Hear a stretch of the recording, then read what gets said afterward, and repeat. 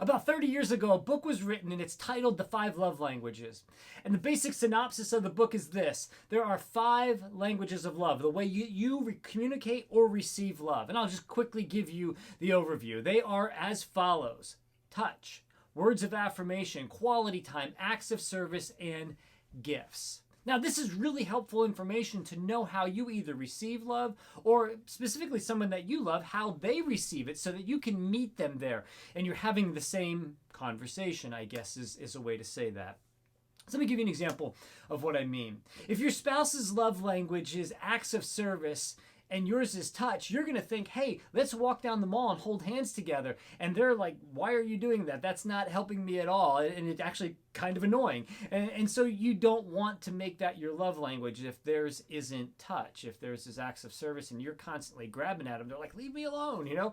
And so after I read that book, I discovered that, well, I don't know what my wife's love language is, so I should probably do the work of figuring that out so that I can at least meet her there. Years of effort, years of observation and retraining, I finally got it, and I developed the ability to bumble through my wife's love language. So then, about 6 months ago, she informed me that she's going to change her love language to gifts, she said. I'm like, wait a minute, you can't do that. She said, no, I'm going to change my love language to gift because I like gifts. And I said, no, that's not fair. That's against the rules. And she quickly replied with, what rules? I was like, I don't know. I have no response. So gifts it is. So here we go. Reframe everything. And I tried my hand at buying her a surprise gift. I thought this will be it. This will be the great way to do it. And so what I did is I did some research. I thought about it and I'm like, okay, she loves to bake. She's in the kitchen. I'm going to get her one of those really cool like Bluetooth sound things that you put in the kitchen. I searched all over to get the white one so it matches everything.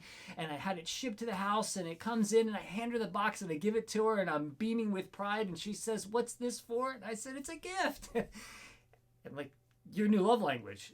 And she said, I don't want this. And I went, what do you mean you don't want that? She's like, well, I was thinking jewelry and stuff. And so back to the drawing board I went. In that moment, I caught a twinge of what God has done for us. For a good portion of my life, my response was the same to the gift that God has given to the world. And it's, I don't want that. For you see, the Bible tells us this in Ephesians chapter 2, verse 8. It says, it is for by grace you have been saved through faith. It is not of yourselves. It is listen carefully, it is a gift of God. It's the gift of salvation that, well, many times I have rejected in the past. A gift that God has given to the world, to you and to me.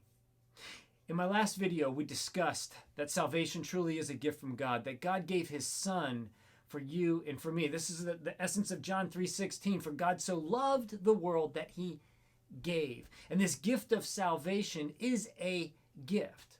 And what I want to do is encourage you today to accept God's gift to you. That forgiveness, of healing, of life, and life abundantly can be yours when you follow Jesus and accept the gift of salvation.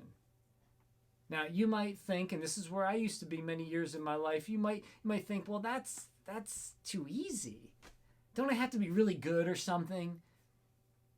Well, you can no longer call it a gift if you earn it. If you earn it, then it's just called payment.